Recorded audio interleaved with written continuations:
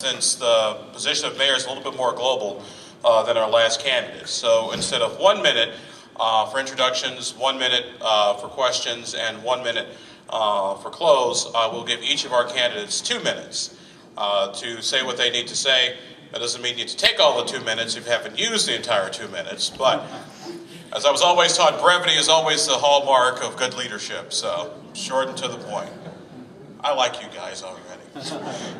And so, once again, this wasn't put in any particular order. Gentlemen, as you can see, we have the time card over here. When you get to 15 seconds, Fred here will give the signal, and then the red is to stop. And so we'll go ahead and start with Mr. Marnin Spigelman. Since Marnin, you're right there on the end, we'll just work our way across for opening statements. You have 2 minutes. Feel free to use the microphone, and we ask you to stand so the audience can see and hear you. Welcome, everyone. I'm so happy that you all decided to come to listen to this today.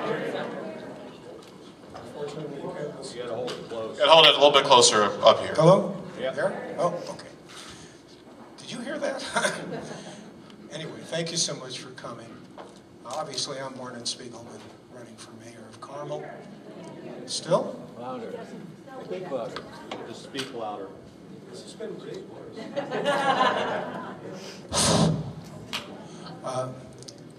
Maybe I go this way.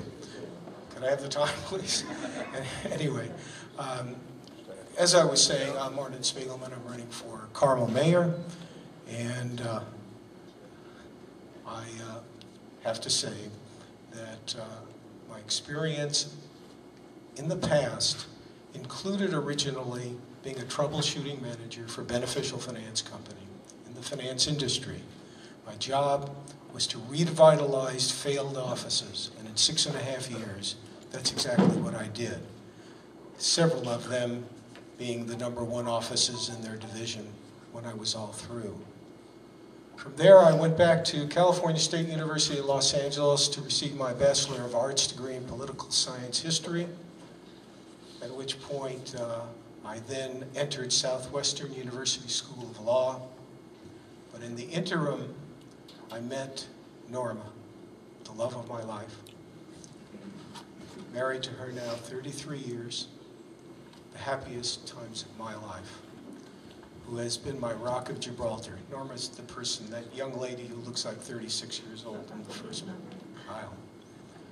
Together, we decided that instead of pursuing a law career, we would formulate a business which we named Normar. Normar was established in May of 1978, 1 month before our marriage. That business has lasted to this very day. When we started, we had nothing, and I mean literally nothing, to the point that several years later we became one of the most respected businesses in fine art antiques globally in our specialty. It still exists today on the internet.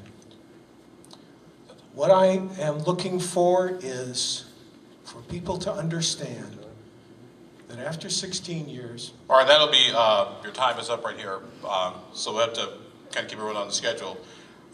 16? Yeah.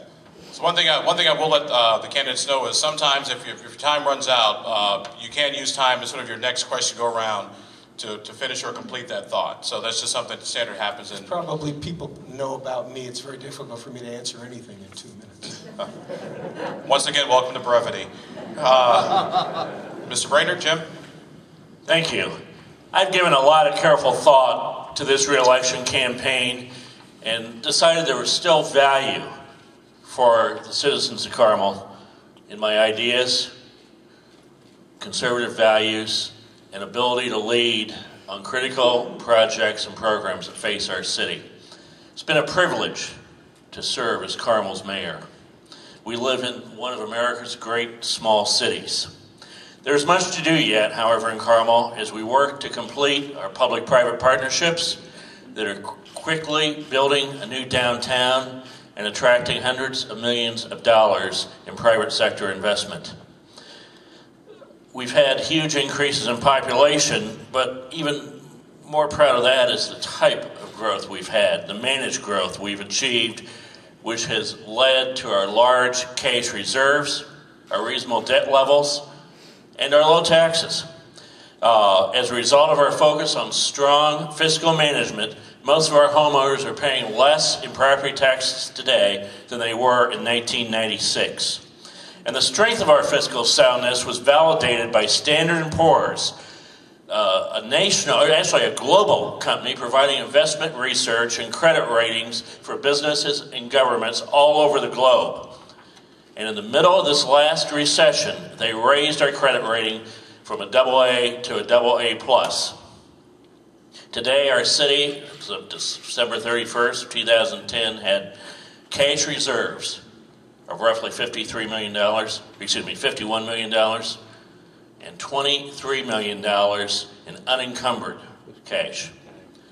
And our revenues continue to exceed expectations. We've made real strides with Keystone Parkway and the Arts and Design District, and your help on May 3rd would be greatly appreciated. Thank you. Thank you, sir. Next opening statement will come from mayoral candidate John Accetturo. John? Good evening. This is the 31st year that I've lived in Carmel, which is longer than both of my opponents here combined. Also, unlike my opponents, both of my children attended Carmel schools. I've had a lifetime of public service and leadership successes in business, government, and in the military over the last 38 years. I am running for mayor because I believe we have a leadership crisis in the mayor's office here in Carmel. Some examples of these that I'm going to provide you here is, despite paying a single accountant $294,000 in 2010, the mayor's office provided this piece of scrap paper here with numbers on it to a TV station 2 days after they asked for how much the Palladium complex cost. Some additional things, despite the fact that we have a AA+ bond rating, the Carmel Redevelopment Commission in 2010 borrowed over $40 million at the interest rates of 7.81% and 92.25%. Unchecked project creep that more than double the cost of the Performing Arts Center also has taken place. Despite being a $90 million corporation, the City of Carmel does not have a single contracting or procurement professional on its staff. Circumventing the public scrutiny has also been a big practice of the Carmel Redevelopment Commission, with third-party financing deals arranged by a lawyer that was paid over $3.5 million of taxpayer money over the last 8 years. Just like you, I love Carmel. I've lived here a long time, and I want to bring back responsible leadership to the office of mayor, fiscal discipline, and transparency.